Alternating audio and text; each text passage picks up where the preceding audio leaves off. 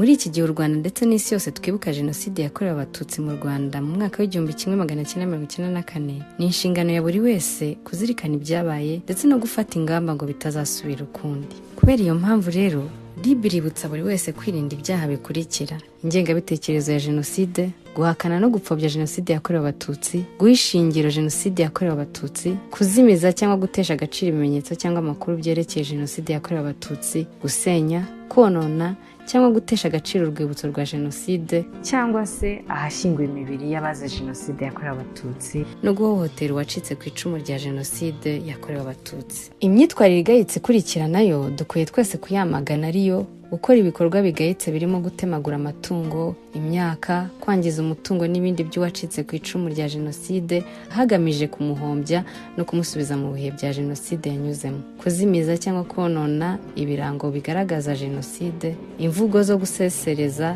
cyangwa gutoneka abarokotse Jenoside yakorewe Abatutsi, cyangwa ibikorwa by'ivangura n'imvugo zikurura urwango n'amacakubiri. Abakoresha imbuga nkoranyambaga nabo birinda imvugo n'amagambo bigoreka ukuri kuri Jenoside yakorewe Abatutsi, bigamije kuyobya rubanda nko kugabanya uburemere cyangwa ingaruka za Jenoside yakorewe Abatutsi, koroshya uburyo Jenoside yakozwemo cyangwa kugaragaza imibare itariyo y'abazize Jenoside yakorewe Abatutsi n'ibindi. Uramutse ufite amakuru ku bakora ibikorwa nk'ibi byavuzwe ndetse n'ibindi bigaragaza imitekerereze yimakaza cyangwa ishyigikira kurimbura abandi, ihutire kuyatanga ku murongo wa RIB utishyurwa 166 cyangwa ugana ibiro bya RIB bikwegereye. Twese duharanire kwibuka twiyubaka. Ubu butumwa n'ubwo urwego rw'igihugu rw'ubugenzacyaha RIB.